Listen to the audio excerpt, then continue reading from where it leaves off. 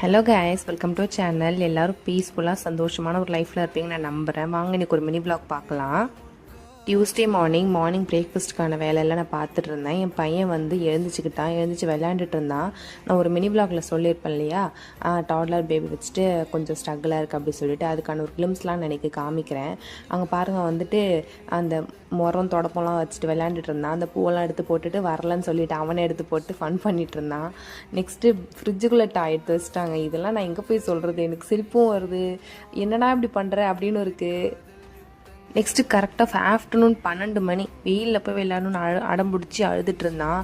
இந்த மாதிரி தான் எல்லாத்துக்குமே ஒரு சின்ன சின்ன விஷயம் கூட பண்ணலன்னா கூட அது ஓவராக அழுவான். நம்மளால் அது சமாளிக்க கூட முடியாது. உங்களோட பேபிஸ் யாரா, டாட்லர் பேபிஸ் யாரா இந்த மாதிரி ரொம்ப அடமெண்ட்டாக இருக்காங்க அப்படின்னு கமெண்ட் பண்ணுங்கள். அதுக்கான ஒரு டிப்ஸ் ஏதாச்சும் கொடுத்துட்டு போங்க, எனக்கு கொஞ்சம் யூஸ்ஃபுல்லாக இருக்கும்.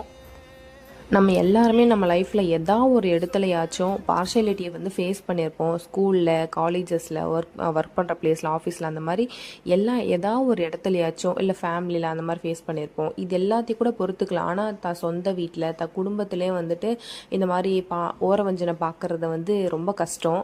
இது நான் எல்லா வீட்லேயும் நடக்குது சொல்ல மாட்டேன், சிலர் வீட்டில் நடக்குதுன்னு தான் நான் சொல்லுவேன். கேர்ள் பேபி ஒரு விதமாக, பாய் பேபி ஒரு விதமாக பார்ப்பாங்க. இந்த பிற்போக்கு தாட்ஸ் இருக்கிறவங்க எல்லாருமே வந்துட்டு பொம்பளை பிள்ளை பார்க்குறது வேஸ்ட்டு, ஸோ நம்ம வந்து ஆம்பளை பிள்ளை பார்த்தா மட்டும் போதும் அப்படின்னு நினைப்பாங்க. ஆனால் இது வந்து நான் இப்போயே சொல்லிடுறேங்க, இது எல்லாரையும் கிடையாது. ஆனால் பொம்பளை பிள்ளைங்களை மட்டுமே ரொம்ப தலைமையில தூக்கி வச்சு கொண்டாடுறதையும் நான் பார்த்துருக்கேன். ஸோ எல்லாரையும் நான் சொல்ல கிடையாது. ஸோ அந்த பார்ஷாலிட்டியே பார்க்காதீங்க. அது அந்த குழந்தைக்கு எவ்வளோ அஃபெக்ட் ஆகும் அப்படின்றது நமக்கு தெரியாது. ஃப்யூச்சரே அந்த குழந்தைக்கு எவ்வளோ அஃபெக்ட் ஆகும்னு தெரியாது. மென்டல் ஹெல்த்தை பற்றி அவங்க யோசிக்கவே மாட்டாங்க. ஸோ வீட்டிலையே பார்ஷாலிட்டி பார்க்குறது அப்படிங்கிறது ரொம்ப ரொம்ப கொடூரமான விஷயம். நான் வந்து என்னோட பர்சனல் எக்ஸ்பீரியன்ஸில் நான் சொல்லிகிட்டு இருக்கேன். யாருமே எந்த குழந்தைங்களையுமே வந்து தனித்தனியாக பார்க்காதீங்க. ஏன்னா எல்லா குழந்தைங்களும் நீங்கள் பெற்றுக்கிட்ட குழந்தைங்க தான். ஆம்பளை பிள்ளை ஒரு விதமாக, பொம்பளை பிள்ளை ஒரு விதமாக பார்க்காதீங்க. அந்த குழந்தைக்கு எந்த அளவுக்கு அது மென்டல் ஹெல்த்தை பாதிக்கும், எந்த அளவுக்கு அது ட்ராமாவை கொடுக்கும் அப்படின்றது நான் வந்து ஃபேஸ் பண்ணியிருக்கேன். ஸோ அதனால் எல்லா குழந்தைங்களையும் ஒரே மாதிரி பாருங்கள். இன்னும் ஆனால் நான் சில பேரை பார்த்துட்டு தான் இருக்கேன். ஆம்பளை பிள்ளை தான் கடைசியில் காப்பாற்ற போகிறான், அவனை மட்டும் பார்த்தா போதும், பொம்பளை பிள்ளைங்கள பார்க்கவே வேண்டாம், மதிக்கவே வேண்டாம் அப்படின்னு சொல்லிட்டு சில ஃபேமிலிஸ்லாம் நான் பார்த்துட்டு தான் இருக்கேன். ஸோ அந்த குழந்தைங்க சஃபர் ஆகுறதும் நான் பார்த்துட்ருக்கேன். ஸோ அந்த மாதிரி யாரும் ப்ளீஸ் பண்ணாதீங்க. எல்லா குழந்தைங்களும் ஒரே மாதிரி பாருங்கள், ஓகேங்களா?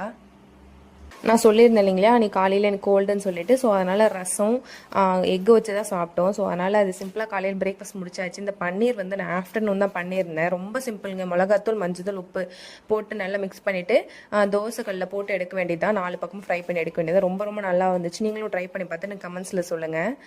ஸோ தேங்க்ஸ் ஃபார் வாட்சிங். Keep supporting me. பாய்.